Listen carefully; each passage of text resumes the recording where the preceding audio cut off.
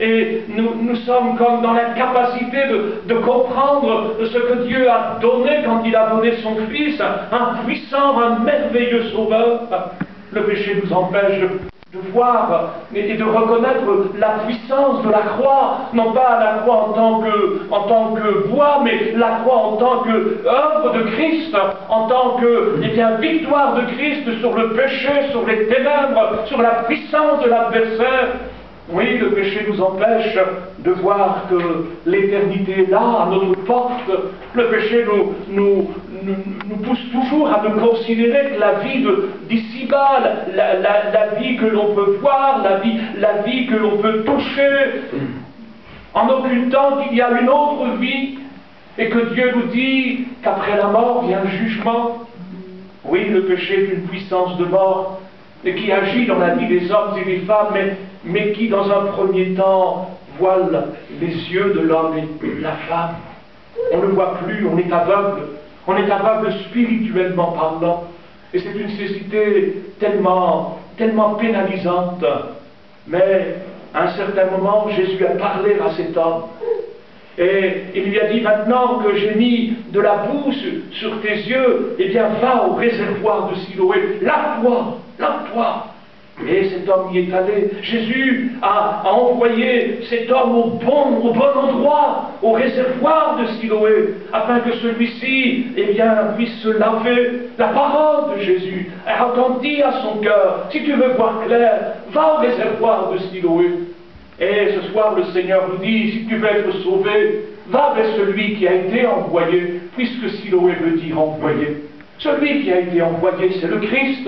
Celui qui a été envoyé par le Père pour nous sauver, c'est Jésus. Celui qui a été envoyé du ciel vers la terre pour nous libérer, c'est Jésus. Et il n'y a qu'une seule possibilité pour nous d'être sauvés, d'être lavés, d'être libérés de nous-mêmes et du péché et de ses conséquences, c'est d'aller vers Jésus, celui qui nous lave, celui qui nous purifie, celui qui nous délivre. Béni soit Dieu, la prédication de l'Évangile donne la clé aux hommes pour la solution divine, la solution véritable.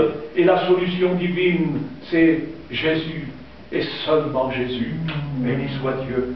Oui, l'eau qui nous lave, c'est la prédication de la croix.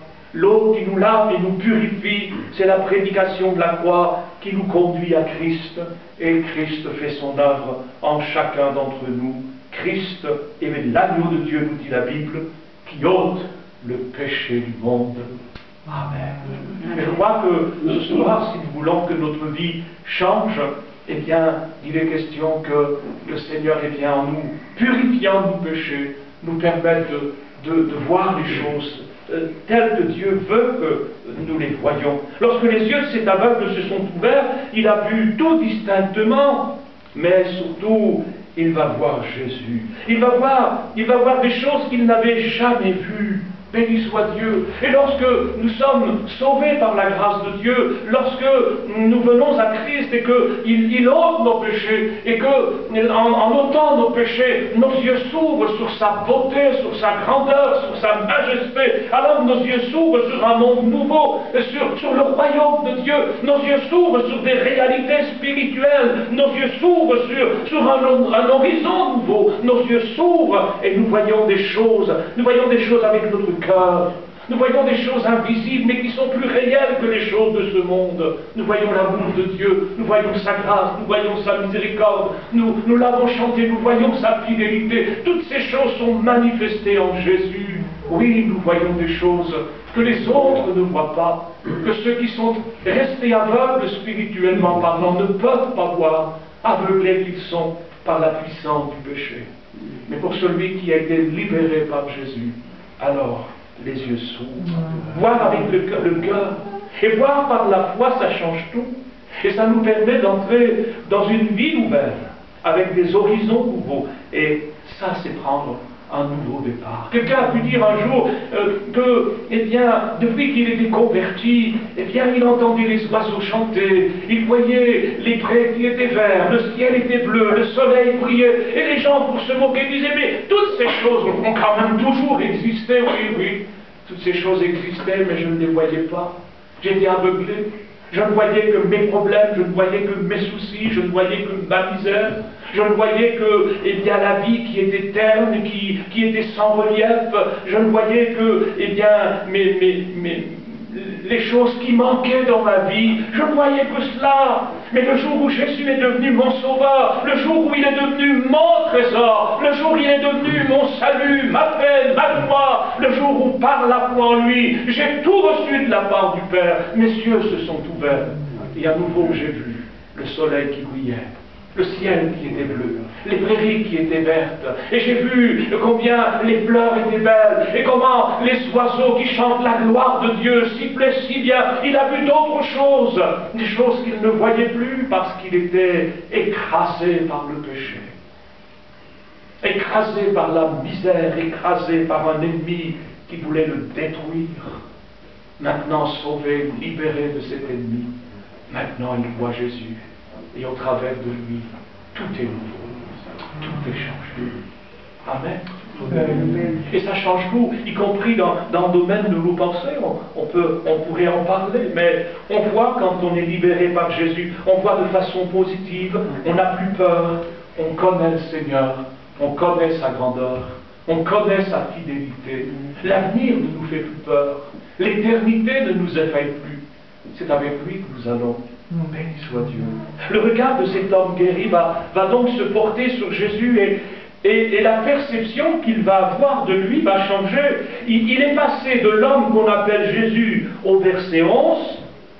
Il répondit, l'homme qu'on appelle Jésus a fait de la boue, a ouvert les yeux et m'a dit, va au réservoir de Siloé et lève-toi. Lave-toi, pardon. J'y suis allé, je me suis lavé et j'ai pu voir. Mais l'homme qu'on appelle Jésus, il n'avait pas tort. C'était l'homme qu'on appelait Jésus. Mais il est passé de cette vision-là à une autre vision que l'on trouve au verset 35 et jusqu'au verset 38.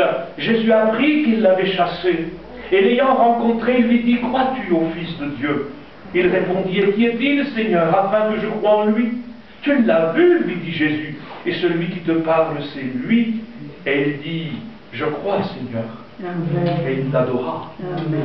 Et il l'adora. Il est passé d'une vision à une autre. Et il est passé d'une vision étriquée sur la personne de Jésus, l'homme qu'on appelle Jésus. Et puis, il va le rencontrer. Sa vie a commencé à changer. Désormais, son regard va être modifié.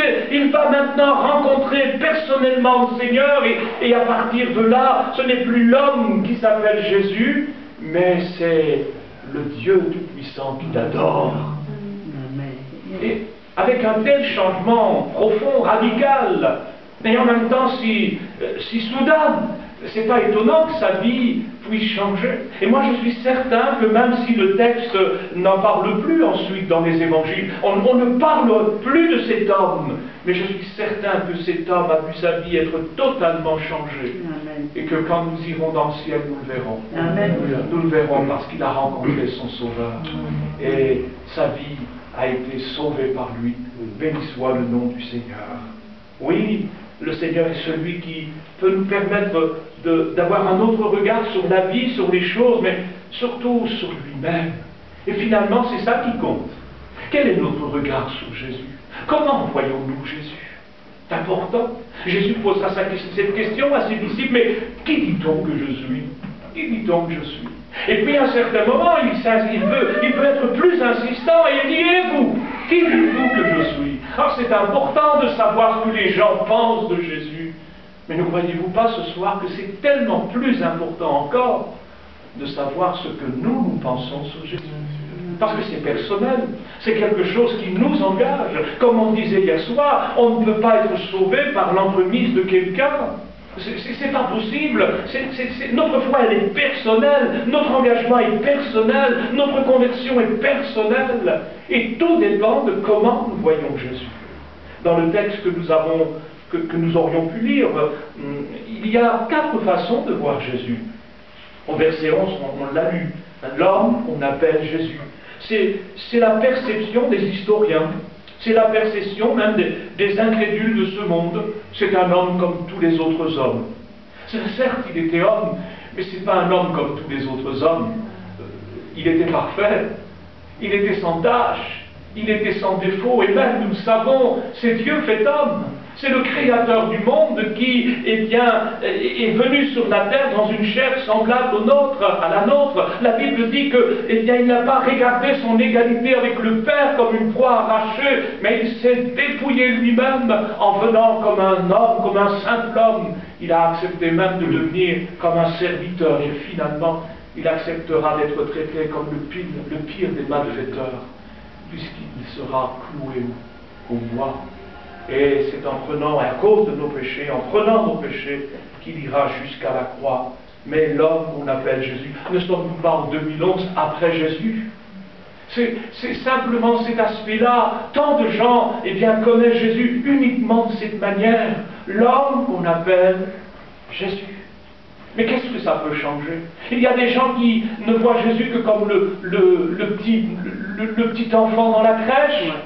Et d'autres ne voient Jésus que comme celui qui est là sur la croix.